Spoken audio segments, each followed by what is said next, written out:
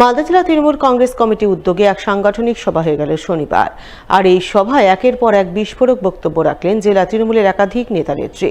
তারা তাদের বক্তব্যে কেউ পুলিশের ভূমিকায় একরাশ ক্ষোভ প্রকাশ করলেন, কেউ আবার দলীয় নেতৃত্বের একাংশের বিরুদ্ধে উগরে দিলেন একরাশ ক্ষোভ। উল্লেখ্য, গত 26শে জানুয়ারি তৃণমূল সুপ্রিমো মমতা বন্দ্যোপাধ্যায় কলকাতার নেতাজি ইন্ডোর স্টেডিয়ামে সাংগঠনিক সভা করেন। সেই সভায় তিনি আসন্ন 2026 সালের নির্বাচনে তৃণমূলের জয় নিশ্চিত করতে রাজ্যের প্রতিটি জেলায় দলীয় নেতৃত্বের উদ্দেশ্যে বেশ কিছু বার্তা দেন। তৃণমূল সুপ্রিমোর সে নির্দেশ জেলা দলীয় নেতৃত্বের কাছে তুলে ধরতে শনিবার মালদায় সাংগঠনিক সভায় ডাক দেয় মালদা জেলা তৃণমূল কংগ্রেস কমিটি। সাংগঠনিক সভা অনুষ্ঠিত হয় মালদা শহরের দুর্গা কিঙ্কর কলেজ অডিটোরিয়ামে। উপস্থিত ছিলেন রাজ্যের মন্ত্রী শাবিনী ইয়াসমিন, তাজমুল হোসেন। এছাড়া উপস্থিত ছিলেন জেলা তৃণমূল সভাপতি আব্দুর রহিম বক্সি, চেয়ারম্যান শবন মুখার্জি, বিধায়ক সাবিত্রী মিত্র সহ আরও অনেকেই। তাদের উপস্থিতিতেই প্রথমে মঞ্চে বিস্ফোরক বক্তব্য রাখেন তৃণমূল নেত্রী চৈতালি ঘোষ সরকার। তিনি তার বক্তব্যে কি বলছেন শুনুন। ভোটের সময় অনেককেই দেখা যায় বিজেপি করছে, অন্য সময় তৃণমূলের পদ নিয়ে আছে। বিজেপির নেতাদের সঙ্গে তাদের প্যারালালি সম্পর্ক রয়েছে, ভাগ বাটোয়ার আছে, সেগুলো থেকে সামলান। আমার দুষ্ট গরুর থেকে শূন্য গোয়াল ভালো, আমি সেটা মনে করি। আমি প্রচুর লোক দেখালাম যখন দল ক্ষমতায় এসছে, প্রচুর লোক আছে, কিন্তু ভোটের বাক্সে ভোট আর পড়ছে না, সেটা লোকসভায় প্রমাণ হয়ে গেল। তবে শুধু তৃণমূল নেত্রী চৈতালি ঘোষ সরকার একা নন, দলীয় পদে বসে থেকে দলের কাজ ঠিকঠাকভাবে না করা নেতা নেত্রীদের উদ্দেশ্যে বিস্ফোরক বক্তব্য রাখেন জেলা তৃণমূল সভাপতি আব্দুর রহিম বক্সিও। 2026-এ 12 জিতিয়ে দেখাবো, যাতে সম্মানের সাথে বুক চিতিয়ে মমতা ব্যানার্জির কাছে দাঁড়াতে পারে, মাথা নিচু করে যায়। দিদি যখন সামনে দিয়ে হাঁটে, মালদার নেতা হিসাবে মাথা নিচু করে নি। দিদির সাথে আমার মাথা উঁচু করতে পারি না। দুটো সিটের মধ্যে দুটো সিট হেরেছি গোহার হয়ে, যেটা ভাবা যায় না সেভাবে আমরা হেরেছি। এই একটা বিধানসভা হেরে ভূত হয়ে গেছি আমরা। ফলে সেই ক্ষেত্রে মাথা উঁচু করতে হবে, সেই কাজ করবো।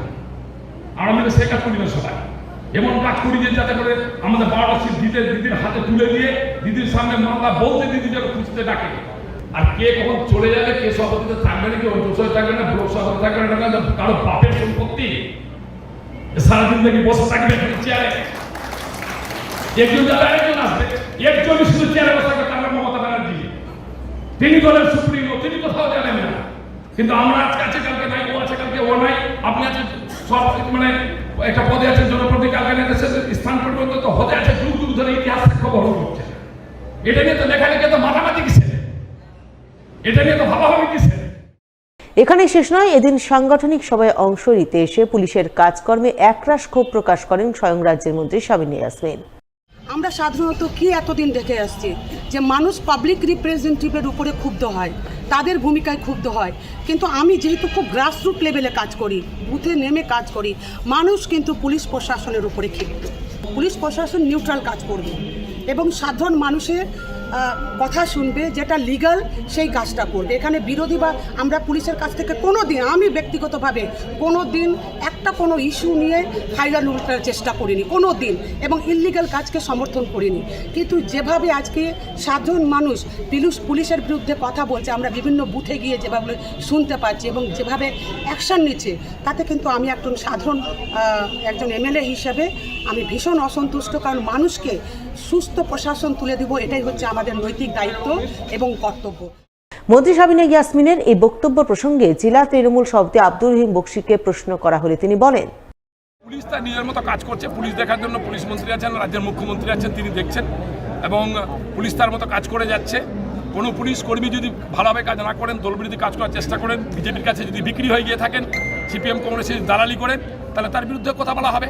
সেই রিপোর্টও তার রাজ্য কমিটির কাছে করা হবে।